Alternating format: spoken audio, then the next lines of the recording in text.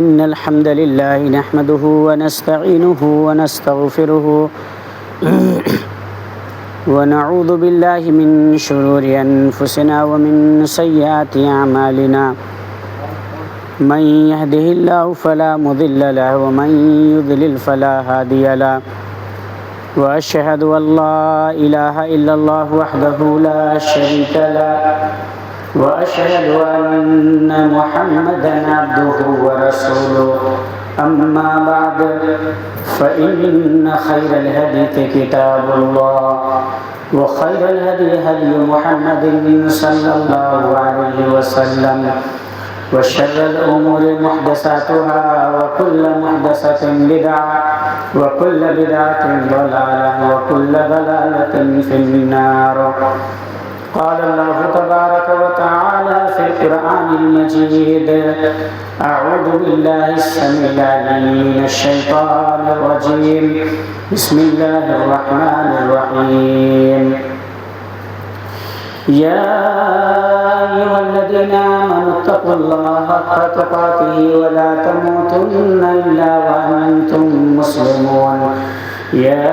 أيها الناس اتقوا ربكم الذي خلقكم من نفس واحدة وخلق منها زوجها وبث منهما رجالا كثيرا ونساء واتقوا الله الذي تساءلون به والأرحام إن الله كان عليكم رقيبا. يا أيها الذين آمنوا اتقوا الله وقولوا قولا سديدا يصلح لكم أعمالكم ويغفر لكم ذنوبكم ومن يطع الله ورسوله فقد فاز فوزا عظيما. وقال الله تعالى أيضا في القرآن المجيد: أعوذ بالله السميع العليم من الشيطان الرجيم بسم الله الرحمن الرحيم. يوم نقول لجهنم هل امتلأت وتقول هل من مزيد وأزلفت الجنة للمتقين غير بعيد هذا ما توعدون لكل أواب حفيظ من خشي الرحمن بالغيب وجاء بقلب منيب ادخلوها بسلام ذلك يوم الخلود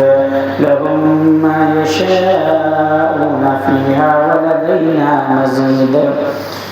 وقال الله تعالى أيضا في القرآن المجيد: أعوذ بالله السميع العليم من الشيطان الرجيم بسم الله الرحمن الرحيم. فبما رحمة من الله لنت لهم ولو كنت فظا غليظ القلب لانفضوا من حولك فاعف عنهم واستغفر لهم وشاورهم في الأمر فإذا عزمت فتوكل على الله إن الله يحب المتوكلين. وقال النبي صلى الله عليه وسلم: وإنما بعثت لأتمم مكارم الأخلاق أو كما قال رسول الله صلى الله عليه وسلم. لائق صد احترام حاضرین جمعہ، عزیز بھائیوں، بزرگوں اور دوستوں، سب سے پہلے ہر قسم کی تعریف و توصیف، کبریائی، بڑائی، حمد و ثنا، تسبیح، تہلیل، تمجید، تکبیر اور ہر طرح کی خوبیاں اور بھلائیاں اس پاک پروردگار کے لیے ہے جو وحدہ لا شریک ہے، جو اپنی ذات میں، اپنی صفات میں، کمالات میں، اپنے اقتدار میں، اختیار میں، ہر چیز کے اندر جو ہے وہ تنہا ہے، وہ لازوال ہے، جس کا نہ کوئی وزیر ہے، نہ کوئی مشیر ہے، نہ کوئی ہیلپر ہے، نہ کوئی معاون ہے، نہ کوئی مددگار ہے۔ وہ جو چاہتا ہے کرتا ہے، اس نے جو چاہا کیا، وہ جو چاہے گا کرے گا۔ اس کے اوپر نہ کسی کا کوئی دباؤ ہے، نہ اس کا کسی کی طرف جھکاؤ ہے۔ وہ اللہ رب العالمین جو ہم سب کا خالق ہے، مالک ہے، رازق ہے، داتا ہے، وہی قابض ہے، وہی غوث اعظم ہے، وہی مشکل کشا ہے، وہی دستگیر ہے، وہی غریب اور امیر نواز ہے، وہ ذات جس نے ہماری فلاح اور بہبودی کے لیے ہمیں صراط مستقیم پر گامزن کرنے کے لیے، سیدھا راستہ بتانے کے لیے، اپنی ربوبیت کی شناخت اور اپنی الوہیت کی پہچان کے لیے اس روئے زمین پر سب سے برگزیدہ نبی اور افضل الانبیاء، اسی طریقے سے امام الانبیاء و امام الرسل، خاتم الانبیاء، امامنا فی الجنہ، امامنا فی الدنیا، امامنا فی الآخرہ، ہمارے اور آپ سب کے دلوں کے بہار احمد مصطفیٰ محمد مصطفیٰ پیارے نبی جناب محمد رسول اللہ صلی اللہ علیہ وسلم کو نبوت اور رسالت کا تاج پہنا کر، نبی اور رسول بنا کر اس لیے زمین پر رب کائنات نے آپ کو امام کائنات بنا کر مبعوث کیا، بھیجا، فدا ہو ابی و امی، ایسے رسول رحمت اور ایسے رسول مشفق پر ہم سب کو دل و جان سے قربان ہونا چاہیے۔ لاکھوں کروڑوں درود سلامتی کا نزول ہو آپ صلی اللہ علیہ وسلم کے اوپر کہ جنہوں نے بڑی امانت داری کے ساتھ، دیانت داری کے ساتھ، بڑے خلوص کے ساتھ اور بڑے جد و جہد کے ساتھ اللہ رب العالمین کے جملہ احکامات، ہدایات، ارشادات، پیغامات من و ان پوری امانت داری اور دیانت داری کے ساتھ اللہ کا پیغام اللہ کے بندوں تک پہنچا کر اپنی نبوت اور رسالت کا پورا حق ادا کیا، ایسے رسول رحمت پر ہم سب کو دل و جان سے قربان ہونا چاہیے۔ حضرات گرامی، میں نے آج آپ کے سامنے جس ٹاپک پر کتاب و سنت کی روشنی میں کچھ بولنے کا فیصلہ کیا ہے وہ ہے اخلاق حسنہ، ایک ایمان کی پہچان ہے، ایک مومن کی پہچان ہے۔ آپ جانتے ہیں کہ اس وقت ہمارے سماج کو، ہمارے معاشرے کو، ہماری سوسائٹی کو اور سوسائٹی کے ہر فرد کو جس چیز کی سب سے زیادہ ضرورت ہے وہ اخلاق ہے۔ یہ اخلاق وہ چیز ہے کہ جب کسی انسان کے اندر اگر اخلاق پیدا ہو جائے، اگر کردار آ جائے، اگر ادب آ جائے، بولنے کا سلیقہ آ جائے، تہذیب آ جائے، ثقافت آ جائے، اور اگر اس کے اندر تمیز پیدا ہو جائے، سلیقہ آ جائے، بڑوں کا احترام ہو جائے، چھوٹوں پر شفقت کرنے کا جذبہ پیدا ہو جائے، تو یقیناً یہ سماج اور سوسائٹی جو ہے صالح سوسائٹی بنتی ہے، سماج بھی جو ہے صالح سماج بنتا ہے۔ میرے بھائیوں، بزرگوں اور دوستو، اخلاق کی ضرورت سماج کے ہر فرد کو ہے، چھوٹے کو بھی ہے، بڑے کو بھی ہے، عورت کو بھی ہے، مرد کو بھی ہے، اسی طریقے سے مالداروں کو بھی ہے، غریبوں کو بھی ہے، اور سماج کے ہر فرد کو اخلاق کی ضرورت ہے۔ اخلاق کی اہمیت کا اندازہ اگر آپ کو لگانا ہو تو قرآن مجید نے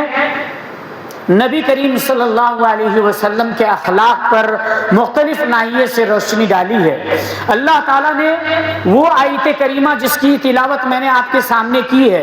اللہ کہتا ہے فَبِمَا رَحْمَةٍ مِّنَ اللَّهِ لِنْتَ لَهُمْ، اے نبی صلی اللہ علیہ وسلم، آپ اللہ رب العالمین کے فضل سے، آپ اللہ کے کرم سے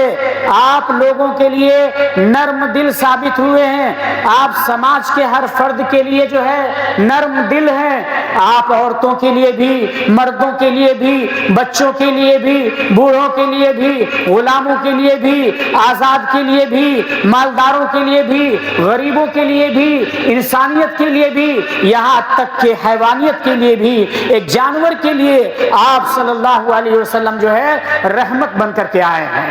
آپ با اخلاق بن کر کے آئے ہیں، آپ کی ذات سے فائدہ سماج کا ہر فرد اٹھاتا ہے اور آپ کے اخلاق کا فائدہ فائدہ سوسائٹی اور سماج کے ہر مخلوق کو اور ہر فرد کو جو ہے اس کا فائدہ ہوتا ہے۔ وَلَوْ كُنْتَ فَظًّا غَلِيظَ الْقَلْبِ، اور اے نبی صلی اللہ علیہ وسلم اگر آپ ترش روح ہوتے، اگر آپ سخت کلام ہوتے، سخت مزاج ہوتے، اگر آپ کے اندر سختی ہوتی، مزاج کے اندر تلخی ہوتی، اگر بولنے میں آپ گرم مزاج ہوتے، اگر آپ جھڑک کر کے بات کرتے، اگر آپ لوگوں سے آپ غصے میں بات کرتے، تو یہ لوگ آپ کے ارد گرد نہیں آتے بلکہ چھٹ گئے ہوتے، آپ سے الگ ہو گئے ہوتے۔ اگر یہ صحابہ کرام کی مقدس جماعتیں اگر آج آپ سے قریب ہوئی ہیں اور آپ کی بات ماننے کے لیے تیار ہے اور آپ کی ذات پر اور آپ کی بات پر مر مٹنے کے لیے اگر یہ صحابہ تیار ہیں، تو یہ آپ کے اخلاق کا دین ہے، یہ آپ کے کردار کا دین ہے، یہ آپ کی تہذیب کا کمال ہے،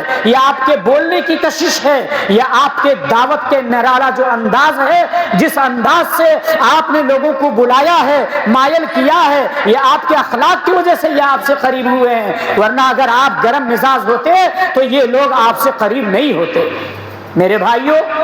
اللہ رب العالمین نے کہا تو اے نبی صلی اللہ علیہ وسلم آپ انہیں بھی معاف فرمائیے اور ان کی مغفرت کے لیے، بخشش کے لیے آپ اللہ تعالیٰ سے دعائیں بھی کیجئے، اور اگر کبھی دنیاوی معاملات میں اگر آپ کو مشورہ کرنے کی ضرورت اگر پیش آ جائے تو آپ ان کو اپنے مشورے میں شریک کر لیجئے، اور مشورہ کرنے کے بعد آپ اللہ کی ذات پر بھروسہ کر کے اس کام کو کرنے کے لیے آگے بڑھ جائیے، کیونکہ اللہ تعالیٰ بھروسہ کرنے والوں کے ساتھ ہوتا ہے۔ میرے بھائیوں، آپ اس آیت کریمہ میں دیکھے ہوں گے اللہ تعالیٰ نے نبی کے اخلاق کو بیان کیا، اِنَّكَ لَعَلَىٰ خُلُقٍ عَظِيمٍ۔ قرآن نے کہا اے نبی صلی اللہ علیہ وسلم آپ اخلاق کے بلند چوٹی پر قائم ہیں،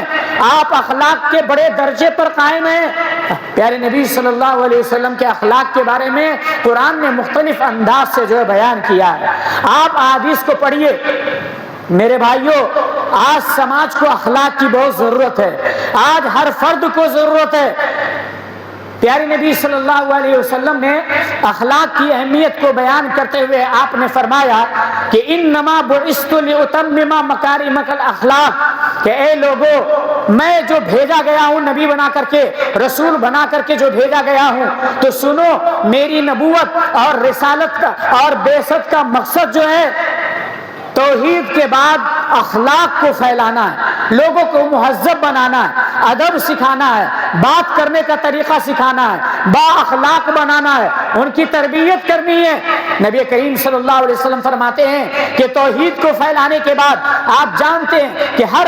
نبی جو ہے اس روئے زمین پر توحید کو لے کر کے آتا ہے، ایک عقیدہ کو پھیلانے کے لیے آتا ہے، ایک اللہ واحد کی عبادت کی تعلیم دینے کے لیے آتا ہے۔ اللہ کے نبی صلی اللہ علیہ وسلم نے فرمایا کہ اس توحید کے بعد مجھے سب سے زیادہ ذمہ داری جو دی گئی اور مجھے جس مقصد کے لیے بھیجا گیا وہ تھا اخلاق، کہ میں لوگوں کو اخلاق سکھاؤں، بات کرنے کا سلیقہ سکھاؤں، کہ ایک آدمی بڑوں سے کیسے کلام کر سکے اور بڑا آدمی چھوٹوں کے ساتھ کیسے گفتگو کر سکے، دونوں کے درمیان میں محبت کا کیا پیمانہ ہونا چاہیے، ادب کا کیا طریقہ ہونا چاہیے۔ ایک حدیث میں اللہ کے نبی صلی اللہ علیہ وسلم نے اخلاق کی اہمیت کو بیان کرتے ہوئے کہا کہ تم میں سے میرے نزدیک سب سے زیادہ محبوب وہ شخص ہے، پیارا وہ شخص ہے جو تم میں سب سے زیادہ اخلاق میں ہے، اور تم میں سے مجھ سے سب سے زیادہ دور وہ شخص ہے جس کے پاس اخلاق نہیں ہے، بات کرنے کا طریقہ نہیں ہے، گفتگو کرنے کا انداز نہیں ہے۔ تو میرے بھائیوں،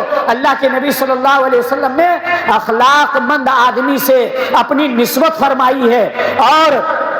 ایسے لوگوں کو جو ہے یعنی محبوب بتایا ہے۔ پیارے نبی صلی اللہ علیہ وسلم فرماتے ہیں ان من خیارکم احسنکم اخلاقا، کہ تم میں سب سے بہتر انسان وہ ہے جو اخلاق میں سب سے زیادہ آگے ہے۔ ایک حدیث میں اللہ کے نبی صلی اللہ علیہ وسلم نے اخلاق کی اہمیت کو بیان کرتے ہوئے کہا کہ اخلاق یہ کوئی معمولی چیز نہیں ہے، بلکہ اخلاق کی اتنی زیادہ اہمیت ہے۔ نبی صلی اللہ علیہ وسلم فرماتے ہیں اگر آپ کی عبادت میں کوئی کمی رہ گئی ہے، اگر آپ کے نوافل میں کوئی نقص ہے یا کوئی خامی رہ گئی، تو اس کی تلافی کے لیے، اس کی بھرپائی کے لیے، اس کی تکمیل کے لیے اللہ کے نبی صلی اللہ علیہ وسلم نے فرمایا اگر آپ کے پاس میں اخلاق ہے، آپ اچھے انسان ہیں، آپ کا کردار بہتر ہے، اگر آپ کے پاس لوگوں کا احترام موجود ہے، تو اللہ کے نبی صلی اللہ علیہ وسلم فرماتے ہیں اگر آپ کی عبادت میں جو بشری تقاضے کے تحت اگر کوئی کمی واقع ہو گئی ہے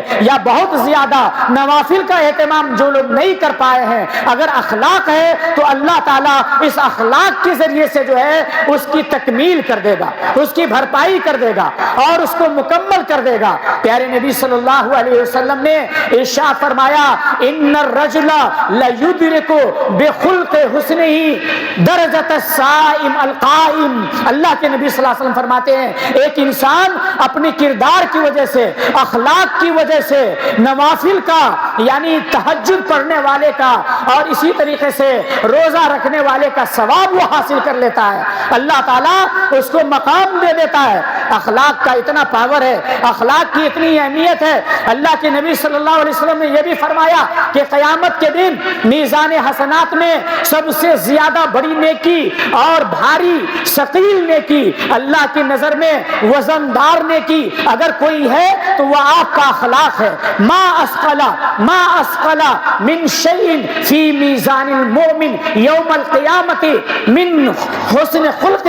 اللہ کے نبی صلی اللہ علیہ وسلم نے فرمایا قیامت کے دن ایک انسان کے اخلاق سے زیادہ بڑی نیکی یعنی قیامت کے دن اور کوئی نہیں ہوگی، اس کے میزان میں، اس کے ترازو میں سب سے بڑی نیکی اخلاق ہے۔ کیوں؟ اس لیے کہ اخلاق کے اندر توحید بھی آ جاتی ہے، اخلاق کے اندر رسالت بھی آ جاتی ہے، اخلاق کے اندر بدعت سے بچنے کی فکر بھی ہو جاتی ہے، اخلاق کے اندر ایک آدمی شرک سے اپنے آپ کو بچا لیتا ہے، اللہ کا احترام کرتا، نبی کا احترام کرتا ہے، پیارے رسول صلی اللہ علیہ وسلم کی سچی اطاعت کا ثبوت دیتا ہے، وہ بزرگوں کا احترام کرتا، چھوٹوں پہ شفقت کرتا، وہ ایک بہترین باپ بن کر کے زندگی گزارتا ہے، وہ ایک بہتر شوہر بن کر کے زندگی گزارتا ہے۔ اخلاق ماننا آدمی ایک بہترین عبادت کرنے والا انسان بن کر کے زندگی گزارتا ہے۔ جس کے پاس اخلاق ہے وہی بہترین تاجر ہے، جس کے پاس اخلاق ہے وہی بہترین مزدور ہے، جس کے پاس اخلاق ہے وہی بہترین ٹیچر ہے،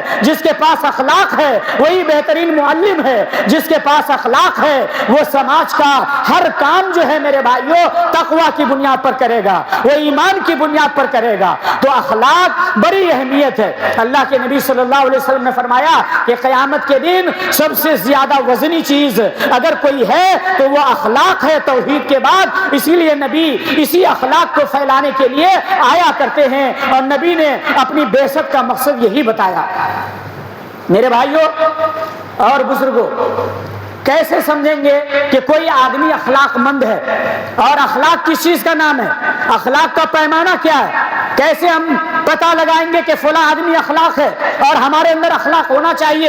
اس سلسلے میں اہل علم نے بہت سارے پیمانے بتائے ہیں، لیکن ان پیمانوں میں ایک سب سے اہم پیمانہ جو بتایا ہے وہ یہ ہے کہ بات کرنے کا طریقہ، جو باڈی لینگویج ہے، جو آپ کی گفتگو کا جو معیار ہے اور کلام کرنے کا، گفتگو کرنے کا جو طریقہ ہے، دوسروں سے بات کیسے کی جائے، استاد سے کیسے بات کی جائے، ایک ٹیچر سے کیسے بات کی جائے، اپنے والد محترم سے کیسے بات کی جائے، والدہ سے کیسے بات کی جائے، خالہ سے، بہن سے اور اسی طریقے سے سماج کے ہر فرد سے کیسے گفتگو کی جائے، یہاں پہ انسان پہچانا جاتا ہے کہ اس کے پاس اخلاق کتنا ہے، یہ اخلاق کے کس معیار پر کھڑا ہے، یہ اخلاق کے کس درجے پر کھڑا ہے، یہی پہ پتہ چلتا ہے۔ زبان بتاتی ہے، لینگویج بتاتی ہے، گفتگو کا طریقہ بتاتا ہے، یہ گفتگو کا سلیقہ بتاتا ہے کہ ایک انسان جو ہے کردار کے کس عہدے پر جو ہے اور منصب پر کھڑا ہے۔ میرے بھائیوں،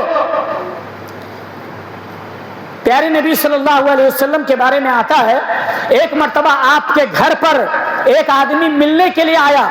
دروازے پر اس نے دستک دی، اللہ کے نبی صلی اللہ علیہ وسلم نے پوچھا کون؟ اس کے بعد بتایا گیا کہ فلاں شخص ہے، اس کا نام لیا گیا کہ فلاں آدمی آپ سے ملنے کے لیے جو ہے آ رہا ہے اور اندر آنا چاہتا ہے۔ یہ بات نبی کریم صلی اللہ علیہ وسلم نے جب سنی، کیا فرمایا تھا؟ اللہ کے نبی صلی اللہ علیہ وسلم نے سن کر کے یہ کہا کہ بئس اخو العشیرہ، یہ جو شخص اس وقت دستک دے رہا ہے اور مجھ سے ملنا چاہ رہا ہے، یہ مدینے کا سب سے برا انسان ہے، سب سے برا انسان ہے، لیکن اسے اندر آنے دو۔ اندر آنے دیا گیا۔ اللہ کے نبی صلی اللہ علیہ وسلم کسی کو روکتے نہیں تھے، کسی کو بھی منع نہیں کرتے تھے۔ آپ کے دسترخوان سے ہر آدمی فائدہ اٹھاتا، آپ کے پاس ہر آدمی آتا۔ وہ شخص آیا، نبی کے پاس بیٹھ گیا۔ نبی صلی اللہ علیہ وسلم نے بہت ہی پیار سے، شفقت سے، محبت سے، اخوت سے، اپنائیت کے ساتھ، ہمدردی کے ساتھ، مواسات کے ساتھ، بڑی محبت کے ساتھ، فصاحت کے ساتھ، بلاغت کے ساتھ، اپنائیت کے ساتھ آپ گفتگو کرتے رہے۔ ایسی گفتگو کر رہے تھے کہ مانو آپ کی زبان سے، آپ کے منہ سے کوئی کلمہ نہیں، کوئی لفظ نہیں، کوئی سنٹنس نہیں، بلکہ موتی جھر رہے ہوں، بلکہ شکر جھر رہے ہوں۔ اتنی میٹھی آواز، اتنی پیاری آواز، اتنا پیارا انداز، اللہ کے نبی صلی اللہ علیہ وسلم اس سے گفتگو فرما رہے تھے۔ گفتگو کے بعد جب وہ شخص چلا گیا، اما عائشہ صدیقہ رضی اللہ تعالیٰ عنہ نے نبی صلی اللہ علیہ وسلم سے پوچھ دیا کہ اے اللہ کے نبی صلی اللہ علیہ وسلم، جب وہ اندر نہیں آیا تھا تو آپ نے تو یہ کہا تھا کہ مدینے کا سب سے برا انسان ہے، لیکن جب وہ اندر آ گیا تو آپ نے بڑی ہمدردی کے ساتھ جو ہے گفتگو کی، اپنائیت کے ساتھ جو ہے آپ نے ان کے ساتھ جو ہے گفتگو کی۔ تو نبی کریم صلی اللہ علیہ وسلم نے کہا یا عائشہ، یا عائشہ متی وجدتنی فاحشہ، اے عائشہ بتاؤ تم نے مجھے میری زندگی میں کس کے ساتھ جو ہے بد کلامی کرتے ہوئے دیکھا ہے؟ میں نے سب کے ساتھ اچھی گفتگو کی ہے۔ چنانچہ وہ شخص آیا اور اللہ کے نبی صلی اللہ علیہ وسلم نے بڑی پیاری گفتگو آپ نے فرمائی۔ محدثین نے اس حدیث کو حدیث کی کتابوں میں بیان کرنے کے بعد جو سب سے زیادہ اہم مسئلہ لکھا وہ یہ مسئلہ لکھا کہ جب مدینے کے سب سے برے انسان کے ساتھ اللہ کے نبی نے اتنی اچھی گفتگو کی ہے تو بتائیے جو مدینے کا اچھا انسان ہوگا اس کے ساتھ نبی کیسے گفتگو فرماتے تھے۔ میرے بھائیوں، آج ہمیں کوئی کھلا دے، کوئی ریسٹورنٹ میں کھانا کھلا دے، کوئی گھما دے، کوئی چائے پلا دے، کوئی ہمیں مدد کر دے، ہم اس کو اخلاق مند کہتے ہیں، ہم بھی ان کے ساتھ اخلاق دکھاتے ہیں۔ میرے بھائیوں، اخلاق یہ نہیں ہے کہ کوئی ہمارے ساتھ اخلاق دکھائے تو بدلے میں ہم بھی اس کے ساتھ اخلاق دکھائیں۔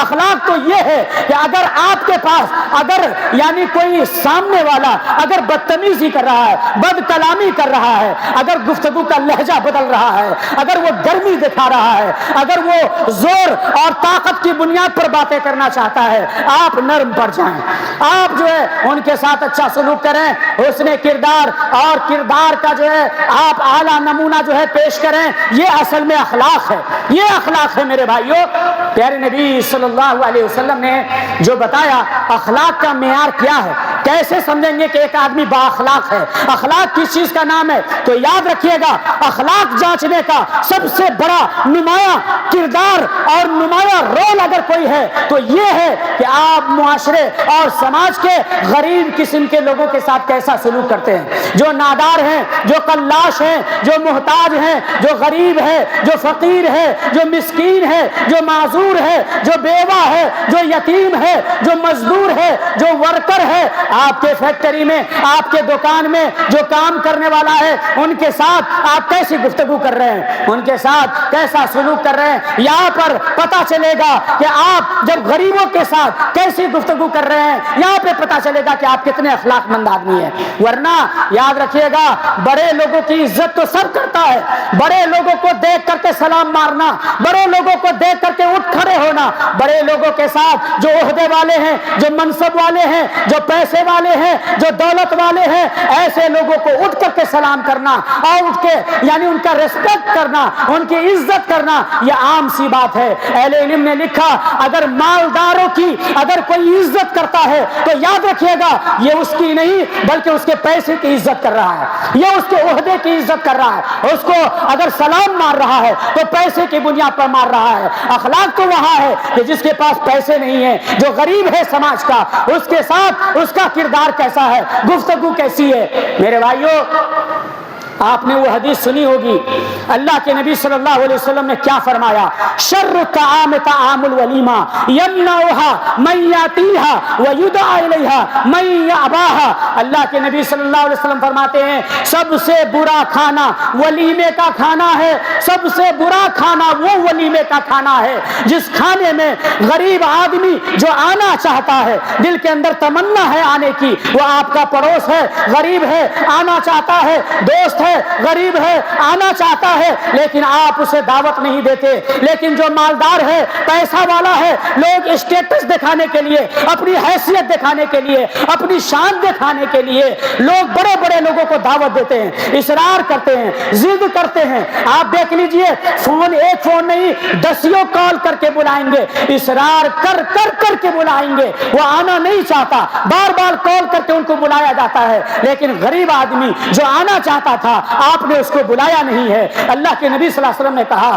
ارے جس دعوت میں چہرہ کو دیکھ کر کے دعوت دی جائے، اور جس دعوت میں لوگوں کے اسٹیٹس کو دیکھ کر کے اور مال کو دیکھ کر کے، پیسہ اور عہدہ کو دیکھ کر کے لوگ دعوت میں بلانا چالو کریں، تاکہ ہمارے سامنے گاڑیوں کا اتنا کلیکشن رہے، بڑے بڑے لوگ آئیں، کیمرہ فوٹو کے سامنے بڑے لوگوں کے ساتھ میں فوٹو کھچا کر کے پوری زندگی بھر شان بگاڑتا رہوں۔ یہ میری شادی میں ایسے ایسے لوگ آئے تھے۔ اللہ کے نبی صلی اللہ علیہ وسلم نے کہا اگر جس ولیمے میں غریبوں کو نظر انداز کیا جائے اور مالداروں کو ضد کر کر کے بلایا جائے، وہ ولیمے کا کھانا سب سے برا کھانا ہے۔ میرے بھائیوں، پیارے نبی صلی اللہ علیہ وسلم اپنی حیات سے، اور سنیے غریبوں کا خیال اللہ کے نبی صلی اللہ علیہ وسلم نے کتنا کیا ہے۔ ایک حدیث میں یہ بات آئی ہے، پیارے نبی صلی اللہ علیہ وسلم فرماتے ہیں آپ نے اللہ تعالیٰ سے یہ دعا کی تھی اللہم انی اسألک فعل الخیرات وترک المنکرات وحب المساکین۔ یہ دعا نبی کریم صلی اللہ علیہ وسلم ہمیشہ اللہ تعالیٰ سے کرتے تھے۔ دعا کا مطلب کیا ہے؟ اے اللہ میں تجھ سے نیکی کو کرنے کی توفیق طلب کر رہا ہوں، اے اللہ میں گناہوں سے بچنے کی توفیق، اے اللہ میں تجھ سے مانگ رہا ہوں کہ نیکیوں کو کرنے کی توفیق دے دے، اور گناہوں سے، معصیت سے اے اللہ تو ہماری حفاظت فرما لے۔ اور کیا دعا فرماتے تھے؟ وحب المساکین، اور اے اللہ تو مجھے مسکینوں کی محبت میرے دل کے اندر ڈال دے تاکہ میں غریبوں کا احترام کر سکوں۔ یہ دعا نبی کریم صلی اللہ علیہ وسلم نے کی تھی، اور اسی لیے پیارے نبی صلی اللہ علیہ وسلم کے بارے میں آتا ہے کہ آپ اپنی وفات سے اور انتقال سے، موت سے کچھ ہی دن پہلے اللہ کے نبی صلی اللہ علیہ وسلم نے غریبوں کا خیال کرتے ہوئے کہا تھا الصلاۃ الصلاۃ وما ملکت ایمانکم، لوگوں نماز کا خیال رکھنا، نماز کا خیال رکھنا، اور جو غلام ہیں، جو نوکر ہے، جو ملازم ہے، جو سروینٹ ہے، جو ورکر ہے، جو کام کرنے والے لوگ ہیں، ایسے لوگوں کا خیال رکھنا، ان کا حق ادا کرنا۔ نبی نے کہا ایک مزدور کا پسینہ سوکھنے سے پہلے مزدوری اس کے ہاتھ میں آ جانی چاہیے۔ یہ اخلاق کی تعلیم اللہ کے نبی صلی اللہ علیہ وسلم نے دیا۔ پیارے نبی صلی اللہ علیہ وسلم نے فرمایا، قرآن مجید میں بھی اللہ تبارک و تعالیٰ نے یہ بات فرمائی ہے حافظۃ الرافیہ، کتنے ایسے لوگ ہوں گے جن کو دیکھ کر لوگ سلام مارا کرتے تھے، ان کو دیکھ کر لوگ کھڑے ہو جایا کرتے تھے، یہ بڑے پیسے والے تھے، لگژری لائف جینے والے تھے، لیکن قرآن کہتا ہے یہ قیامت کے دن یہ ذلیل ہوں گے، ایک مچھر کے پر کے برابر بھی ان کی کوئی قیمت نہیں ہوگی۔ لیکن کتنے ایسے غریب لوگ جو گمنام تھے، جو پھٹے پرانے کپڑے پہنا کرتے تھے، جن کا سماج میں کوئی عزت نہیں دیتا تھا، لیکن قیامت کے دن یہی لوگ جو ہے سرخرو ہوں گے، اور اللہ تعالیٰ جو ہے انہی کو نجات عطا فرمائے گا۔ میرے بھائیوں، عبداللہ ابن مسعود رضی اللہ تعالیٰ عنہ کے بارے میں آتا ہے ایک مرتبہ میں اپنے غلام کو مار رہا تھا، غلام کو مار رہا تھا، اتنے میں پیچھے سے آواز آئی اے ابو مسعود ہوشیار ہو جاؤ، اے ابو مسعود ہوشیار، اے ابو مسعود ہوشیار۔ میں نے جب پیچھے مڑ کر کے دیکھا فَإِذَا هُوَ رسول اللہ صلی اللہ علیہ وسلم، کہتے میں نے پیچھے پلٹ کر کے دیکھا تو وہ اللہ کے نبی صلی اللہ علیہ وسلم تھے جو مجھے آواز دے رہے تھے۔ اللہ اکبر، اللہ کے نبی صلی اللہ علیہ وسلم قریب آ گئے، میری تو حالت خراب ہو گئی۔ عبداللہ ابن مسعود کہتے ہیں میں کانپنے لگا، میں ڈر گیا، میں سہم گیا، غلام کو مار رہا تھا، نبی نے دیکھ لیا، آپ نے مجھے پیچھے سے آواز دی، کہا کہ اے عبداللہ ابن مسعود، میں نے تمہیں غلام کو مارتے ہوئے دیکھا ہے، اور دیکھنے کے بعد اے عبداللہ یہ بات سمجھ لو کہ جتنا پاور، جتنا اختیار، جتنی طاقت اللہ تعالیٰ نے تمہیں اس غلام کے اوپر دیا ہے، اس بات کو مت بھولنا کہ اس سے کہیں زیادہ پاور جو ہے اللہ تعالیٰ کا تمہارے اوپر ہے، تمہارے اوپر ہے پاور۔ اللہ اکبر۔ اتنی بات سننی تھی۔ عبداللہ ابن مسعود رضی اللہ تعالیٰ عنہ کہتے ہیں اے اللہ کے نبی صلی اللہ علیہ وسلم آپ گواہ رہیے، میں قسم کھا کر کے کہتا ہوں کہ آج کی تاریخ کے بعد سے میں اپنے غلام پر کبھی ہاتھ نہیں اٹھاؤں گا، کبھی نہیں ماروں گا۔ اللہ اکبر۔ پھر بھی جو ہے مطمئن نہیں ہوئے، پھر بھی جو ہے بے چینی تھی، اضطرابی تھی، پریشانی تھی، نبی کے بات کو دیکھ کر کے جو ہے بے چین تھے، کیا کروں؟ تھوڑی دیر کے بعد کہا اے اللہ کے نبی صلی اللہ علیہ وسلم آپ گواہ رہیے، آپ گواہ رہیے، میں نے اس غلام کو آج ہی اللہ کی رضا کے لیے میں نے آزاد کر دیا ہے۔ اللہ اکبر۔ اللہ کے نبی صلی اللہ علیہ وسلم نے جب یہ بات سنی تو کیا کہا؟ اے عبداللہ ابن مسعود بہت خوب، اگر تم اس وقت غلام کو آزاد نہ کیے ہوتے تو سن لو جہنم کی آگ تمہیں چھو لیتی۔ اللہ اکبر۔ میرے بھائیوں، ایک غلام کو مارنا، ایک ملازم کو مارنا اور ایک کمزور کو دبانا، کسی کے مکان پر، کسی کے دکان پر اور کسی کے پلاٹ پر قبضہ کر لینا، 10 آدمی کا گینگ بنا کر کے غریبوں کو ستانا، ہفتہ وصولی کرنا، ذرا سی چھوٹی سی بات کیا ہو گئی؟ طاقت کا مظاہرہ، منصب کا مظاہرہ، عہدے کا مظاہرہ، شہرت کا مظاہرہ، خاندان کا مظاہرہ کر کے جو ہے سامنے والے کو دبانا، یہ اخلاق نہیں ہے، یہ اخلاق نہیں ہے۔ اللہ کے نبی صلی اللہ علیہ وسلم نے کیا فرمایا تھا؟ تیسری بات جو نبی کریم صلی اللہ علیہ وسلم نے کہی، اور اخلاق کا پیمانہ سمجھنے کا جو معیار ہے وہ یہ کہ ہم میں سے ہر آدمی اپنے گھر میں اپنی بیوی بال بچوں کے ساتھ کیسا رہتا ہے، کیونکہ اہل علم نے لکھا ہے بہت سارے ایسے لوگ ہیں جو اول درجے کے نمازی ہیں، دوستوں کے ساتھ اچھا سلوک کرتے ہیں، لوگوں کے ساتھ اچھا گھومتے ہیں، لیکن گھر میں آنے کے بعد بیوی کے ساتھ، بچوں کے ساتھ ان کا سلوک بہتر نہیں ہوتا۔ میرے بھائیوں، اللہ کے نبی صلی اللہ علیہ وسلم نے کیا کہا تھا کہ خیرکم خیرکم لأہلہ وانا خیرکم لأہلی۔ لوگوں یاد رکھنا، تم میں سے سب سے بہتر انسان وہ ہے جو اپنی بیوی کے لیے بہتر ہے، اور میں تم میں سے سب سے زیادہ بہتر انسان ہوں، یعنی اپنی بیوی کے لیے بہتر انسان ہوں۔ میرے بھائیوں، پتہ یہ چلا کہ اگر انسان اپنی اولاد کے ساتھ، اپنے گھر میں اپنی بیوی کے ساتھ اگر اچھا سلوک کرتا ہے، اگر کمزور سماج کے کمزور طبقہ کے ساتھ اگر اچھا سلوک کر رہا ہے، نوکر کے ساتھ، ملازم کے ساتھ، سرونٹ کے ساتھ، خادم کے ساتھ، ورکر کے ساتھ اگر اچھا سلوک کر رہا ہے، غریبوں کے ساتھ، یتیموں کے ساتھ، مسکینوں کے ساتھ، بیواؤں کے ساتھ، کمزوروں کے ساتھ اگر اچھا سلوک کر رہا ہے، یا اسی طریقے سے اگر زبان اچھی استعمال کر رہا ہے، ادب سے بات کر رہا ہے، بات کرنے کا طریقہ ہے، بزرگوں کا اگر احترام ہے، ماں باپ کی خدمت کا اگر اسے یعنی جذبہ ہے، اگر ماں کے احترام کا اگر جذبہ اس کے اندر موجود ہے، اور سوسائٹی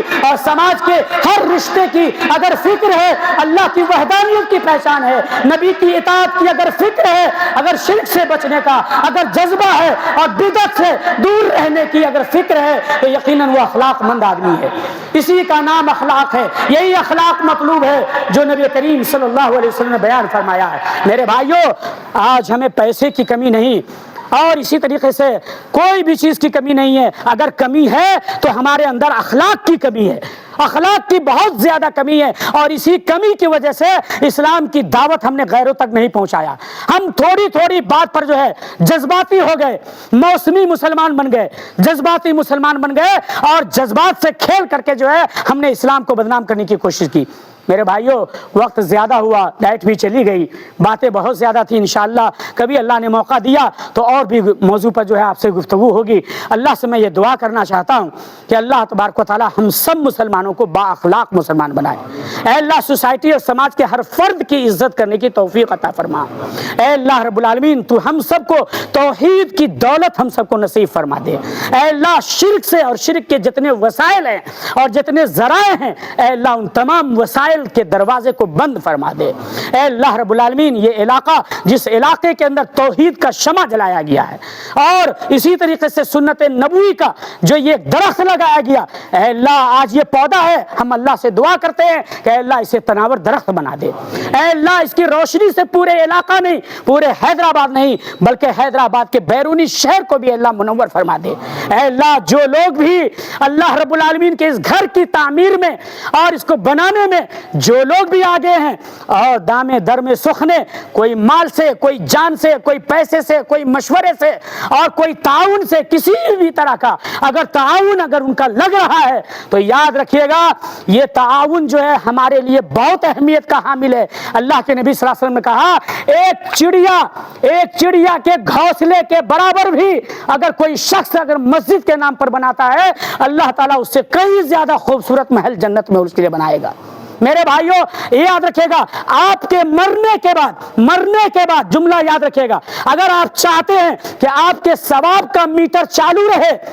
اور قیامت کی صبح تک اگر چالو رہے تو اس مسجد کی تعمیر میں حصہ لیجئے، صدقہ جاریہ کے طور پر مسجد کو بنائیے، ایک اینٹ جو ہے آپ اپنے تعاون سے رکھیے، ایک بورا سیمنٹ دیجئے، انشاءاللہ جب تک یہ مسجد رہے گی، جب تک توحید کا گیت گایا جائے گا، جب تک نبی کریم صلی اللہ علیہ وسلم کی اطاعت اور آپ کے احکام پر عمل کیے جائیں گے اور جب تک عبادت ہوگی اس کا ثواب جو ہے آپ کو ملے گا، چاہے آپ اس دنیا میں رہیں یا دنیا سے جو ہے آپ چلے جائیں۔ میرے بھائیوں اس لیے میں ممبر سے ہی آپ کو کہنا چاہتا ہوں کہ اس وقت آپ کے خلوص کی جو ہے اس مسجد کو بہت ضرورت ہے۔ میرے بھائیوں آپ اپنے دل کو کشادہ کرنے کے ساتھ ساتھ جیب کو بھی کشادہ کیجئے، اس وقت ضرورت ہے اس علاقے کو آپ کے تعاون کی۔ ہر آدمی یہ گولڈن چانس ہے، بہترین موقع ہے کہ اللہ نے آپ کے دیار میں، آپ کے وطن میں، آپ کے محلے میں اللہ نے صدقہ جاریہ میں حصہ لینے کا ایک موقع اللہ نے آپ کو نصیب فرمایا ہے۔ یہ موقع بار بار نہیں ملتا میرے بھائیوں، اس لیے محنت کی کمائی، اپنے خون اور پسینے کی ایک حصہ، ایک کمائی جو ہے ضرور اس مسجد کے فروغ کے لیے اور تعمیر میں جو ہے لگائیے۔ پہلی بار آیا بہت خوشی ہوئی میرے بھائیوں، میں یہ سب توحید کے متوالے ہیں، یہ سب سنت صحیحہ کے شیدائی ہیں اور توحید کا چراغ یہاں پہ لگایا گیا ہے۔ یہ مسجد جہاں بنتی ہے یاد رکھیے گا ایک مسجد جو سنت نبوی کے نام پر بنتی ہے وہ مسجد ہزاروں نہیں لاکھوں انسانوں کی ہدایت کا ذریعہ بن جاتی ہے۔ یہ مسجد یاد رکھیے گا یہ صرف عبادت کی جگہ نہیں ہوتی، یہ ہماری تربیت کا مرکز ہوا کرتی ہے، یہ ہماری ٹریننگ سینٹر ہے، یہیں سے ہم ہدایت پاتے ہیں، یہیں سے ہم اللہ کو پہچانتے ہیں، حق کیا ہے غلط کیا ہے اس کی تمیز ہمیں مسجد سکھاتی ہے۔ مسجد وہ چیز ہے جو ہمیں ایک دوسرے سے ملاتی ہے، مسجد وہ چیز ہے جس میں ہم اللہ کو پہچانتے ہیں، ارے مسجد وہ چیز ہے جہاں ہم آ جاتے ہیں تو اللہ کے فرشتے ہم کو گھیر لیا کرتے ہیں۔ مسجد وہ چیز ہے میرے بھائیوں کہ جہاں پہ عبادت کے بعد اگر رکنا ذکر اذکار میں لگے رہنا بھی عبادت میں شامل مانا جاتا ہے اور فرشتے ایسے لوگوں کے لیے دعائیں کرتے ہیں۔ میرے بھائیوں وقت زیادہ ہو گیا، میں نہیں لینا چاہتا، اللہ سے یہ دعا کرنا چاہتا ہوں کہ یہ مسجد جو ابھی ابتدائی حصے میں ہے ہم سب مل کر کے انشاءاللہ کوشش کریں اور اپنی کمائی کا ایک وافر مقدار مسجد کے اندر لگائیں اور جلد ہی جو ہے ہم انشاءاللہ اس خوبصورت عمارت کی شکل میں پوری سہولت کے ساتھ ہم اس مسجد کو بنانے کی پوری فکر کریں۔ اللہ ہم سب کو اس کی توفیق عطا فرمائے۔ اللہ تعالی ہم کو جب تک زندہ رکھے اسلام پر زندہ رکھے، توحید کے اوپر زندہ رکھے اور خاتمہ بھی اللہ تعالی اسی سرمایہ پر ہم سب کا کرے۔ آمین ثم آمین وآخر دعوانا الحمدللہ رب العالمین۔ بارک اللہ لنا ولکم فی القرآن العظیم ونفعنا وإیاکم بما فیہ من الآیات والذکر الحکیم ونفعنا بہدی سید المرسلین وقولہ القویم۔ اقول قولی ھذا واستغفر اللہ لی ولکم ولسائر المسلمین من کل ذنب فاستغفروہ انہ هو الغفور الرحیم۔